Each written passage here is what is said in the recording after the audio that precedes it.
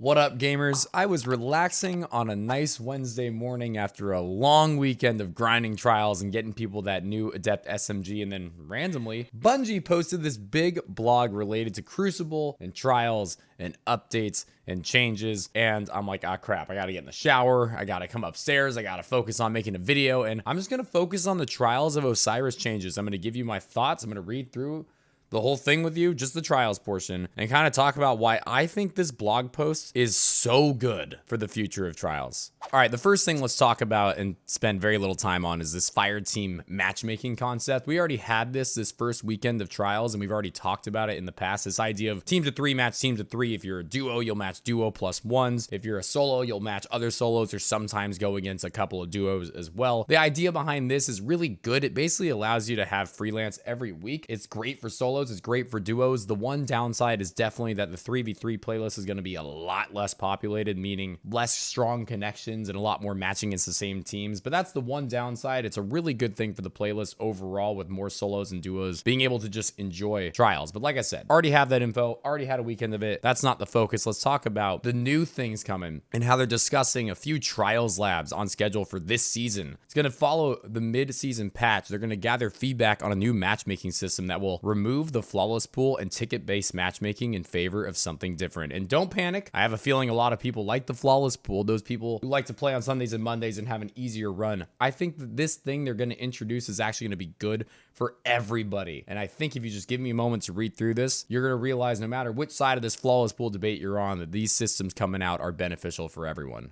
All right, so how's this new system they're going to experiment with in Season 20, but likely go forward in Season 21 with? How does it work? They're going to have two pools that are going to always be active, and they're soft pools, meaning that after like a minute or two of matchmaking, they're going to not really care so much and just allow the pools to blend together. A little bit less serious than the non-flawless flawless pool separations. That's what they mean by soft. They're going to have two pools, the challenger pool. Let's just read through both pools and kind of talk about our thoughts after we read through what these two pools are. The challenger pool.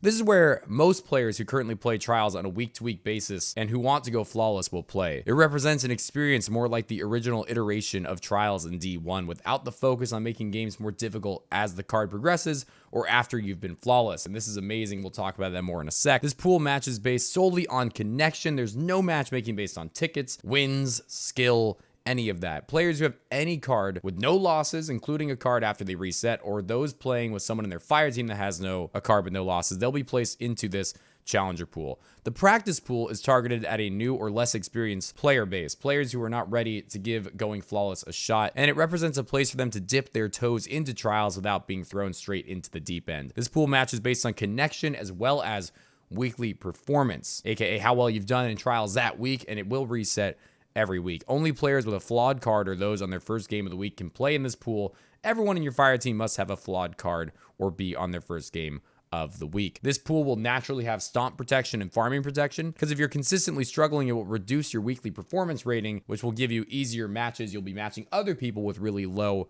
weekly performances. So that means that you can't be a 3KD player, get a flawed card, and then go stomp players, because your weekly performance is still probably going to be 2KD, 3KD, whatever it might be up there. People worried about stat farmers don't have to worry about stat farmers ruining the practice pool, because if you have a 2 or 3KD, you can't match somebody with a 0.2 or 0.3 KD, because you're matching based on your weekly performance. And no stat farmer is ever going to get a 2 or a 0.2 or a 0.3 on purpose to go play those players, because that would ruin their stats. And what are they trying to stomp and farm for anyway? Stats. So this practice pool is going to do a really good job of protecting players and making it so there's no way to manipulate it and go in as a good player trying to match like not so good players. Good players are going to match other good players in the practice pool, meaning they won't even want to be in the practice pool. All right, let's start with the challenger pool and what I think makes it so freaking good compared to the iterations of flawless pools and whatnot and how trials works currently. So this pool is based only on connection, which means we're going to have really strong connections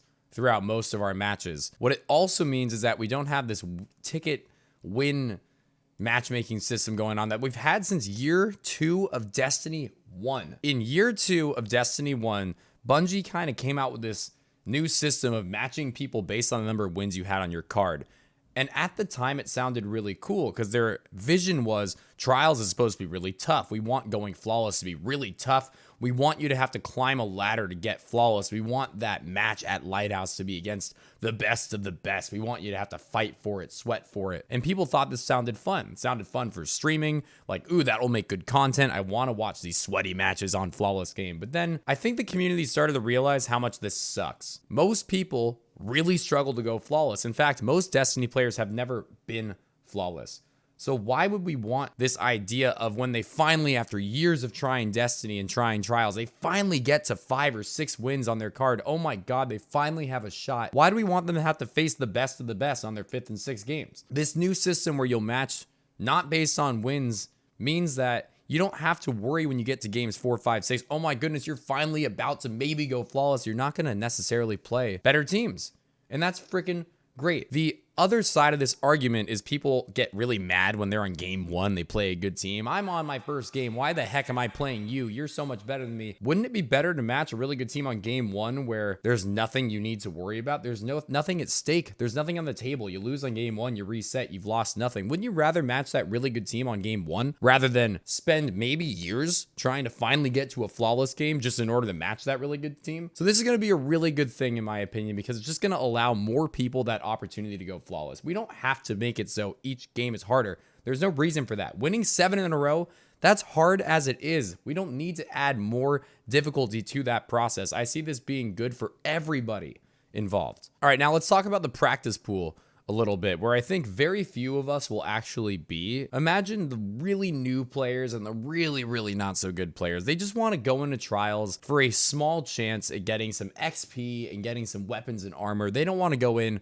for flawless. They're just going in to mess around and try to get some XP. It's not very fun for anybody when a team like mine matches a team like that. We win 5-0. We feel kind of bad. They have no place being in a game against us. They're not having fun. They're getting stomped. They leave and say things on Reddit like how horrible Trials is and screw these Trials streamers kicking their butts. It's not fair. So the players that are like that, the players that are just trying to get to like win 3 and 4 and 5 in their card in hopes of getting XP and getting rank ups at same 14, they're going to basically get protected. And it's not like this is a pool filled with 55, 65, 75% of the Destiny community. This will be a small percentage of that player base. Most people want a chance at flawless and will probably reset their cards when they lose to stay in the challenger pool. So the challenger pool is going to be beefy. There's going to be a lot of people in there, but I don't think that's going to make the practice pool crappy. I think that will still mean that the practice pool is going to be filled with the right people. The people who genuinely just want to go into Trials to practice, to get better, and to try to get some XP. So you're going to separate the player base, but not in a way that I really think negatively impacts the game. You're going to have so many more people in the challenger pool, at least the way I see it,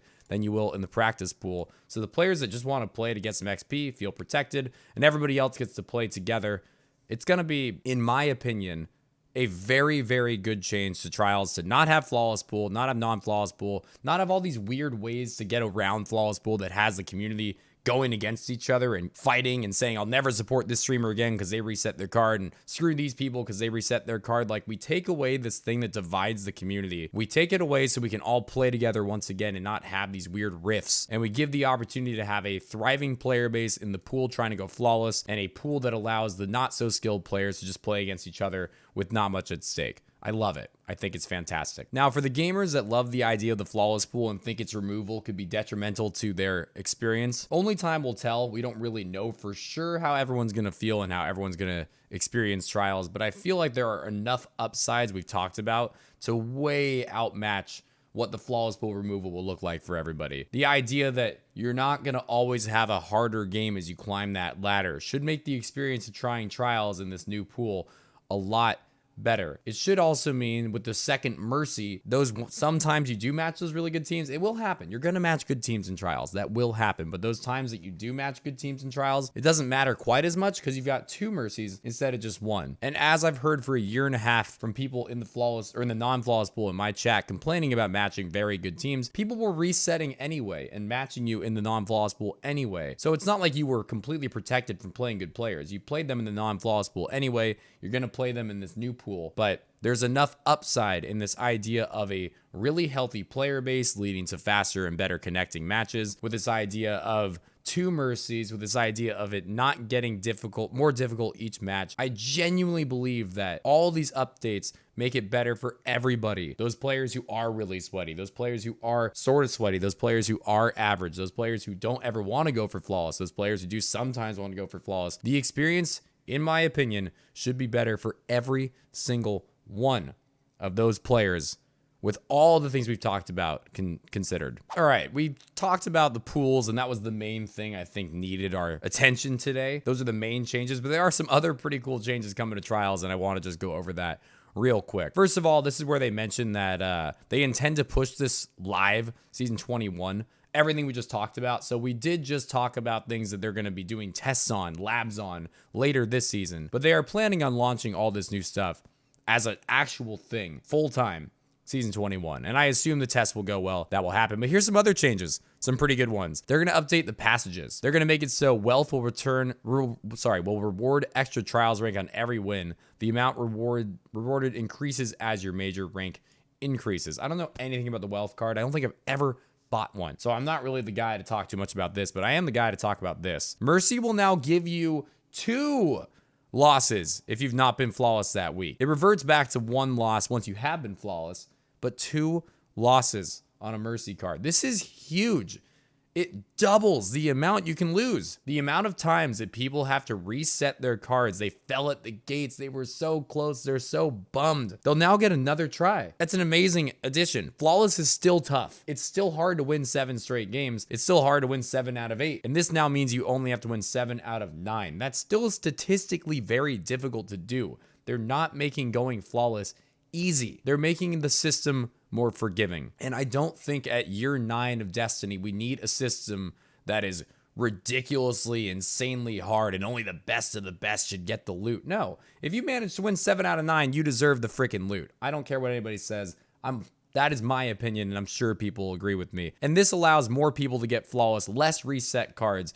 It's great. I must say I don't understand this part of it. Why revert it to the old behavior after you've gone flawless for the week? I don't really understand that. Specifically for me, that means that while I'm doing carries throughout the weekend, if I do have a card where we lose twice, I'm going to have to reset, and then the carry's going to have to go to Lighthouse alone. I don't get to join them. So it sucks for me in my specific position, but overall, I don't really understand why they're trying to make the first flawless easier, and then they want you to have to win 7 out of 8 on following flawlesses. I don't see the benefit. I don't see what that does for anybody. So maybe they'll consider taking that out and just making it so mercy cards are 2 losses. This just feels like it overcomplicates things for no good reason that I can think of. But anyway, the idea of mercy having 2 is incredible, and I'm very excited about that. They're bringing out a new freaking emblem, rewarded for going flawless without ever trailing in any of your wins. That's pretty cool. This will add a little bit of interesting juice to my carries. Will we add a new system where I'm guaranteeing you this emblem? Will they be a specific auction or something that we do once or twice a weekend where we guarantee that we will get this for you? Sounds like a cool emblem. You can't lose. You can never lose the first round of any of your games. You can never fall behind. But that's a new thing to seek for those who are really strong in Trials, a new goal to set for themselves. Last point that I want to go over is that they are experimenting with changing the main Trials game mode to Zone Capture Elimination, aka it's been renamed to Dominion. There's also, I guess I'll mention this, a new introductory quest to be better onboarding players into the Trials environment. So that's good. Get newer players into Trials. That's good for everybody involved in Trials. But let's finish our little conversation with this little piece. All right, so they're gonna potentially make it so Dominion, aka Zone Capture Elimination, Zone Cap Trials, is the new playlist instead of just basic elimination. This is an interesting concept because there's a lot of people that think zone cap sucks, and there's a lot of people that love zone caps. I love zone caps. I'm on team zone caps, and we'll talk about why, and maybe some changes they could make to make it so zone cap elimination, aka Dominion, I'll just start calling it Dominion. There are changes they can make to make Dominion a much better playlist, in my opinion. So the reason that I love the idea of Dominion being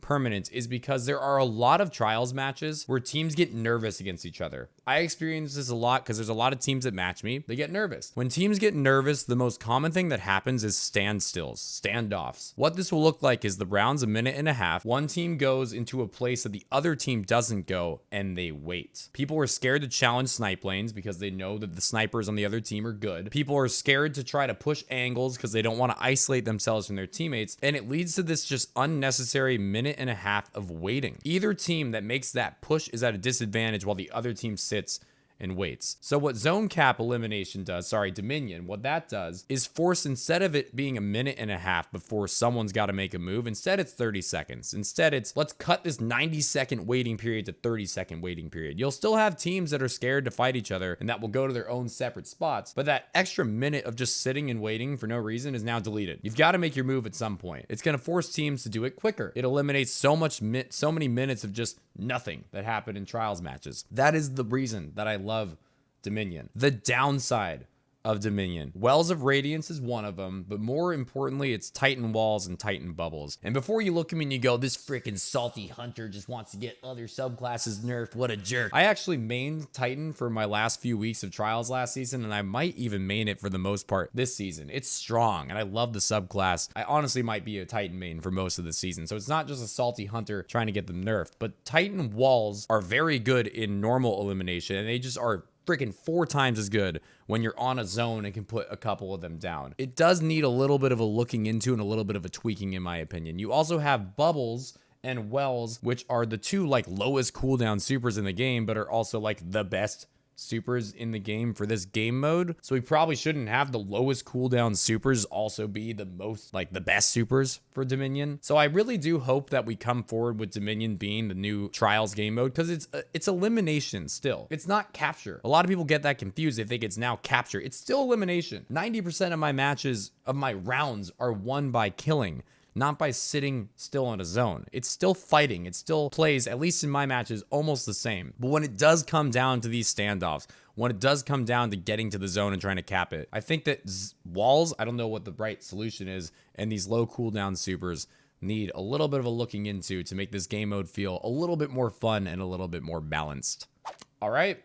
That's it. I ended up talking way more than I expected to, but that was the changes that are coming later in Season 20 and potentially forever once Season 21 happens. I never have scripts. I just talk. I just saw this article. I didn't have that much time to process. Let me know if you have questions. Let me know if you disagree about any points that I came up with. Let me know if I missed anything and you want me to elaborate on something. I'm sure that I'm going to be asked nonstop on my Twitch stream what I think of all these changes, so I'll refer them to the video, but they'll probably come back with questions. So feel free to come to Twitch to ask me questions, drop in the comments with your thoughts, with your questions. Overall, real quick, like thesis statement summary, the changes addressed in this blog post are going to be fantastic for Trials. It's pushing everything in the right direction, and I'm so excited to see what it does for this game mode. Thank you for watching. I appreciate you. Thank you and have a great day. I'll see you in Trials. I'll see you on Twitch. I'll see you in the YouTube comments. I'll see you in Iron Banner. I hope not. I hate Iron Banner. Maybe we'll talk about that soon.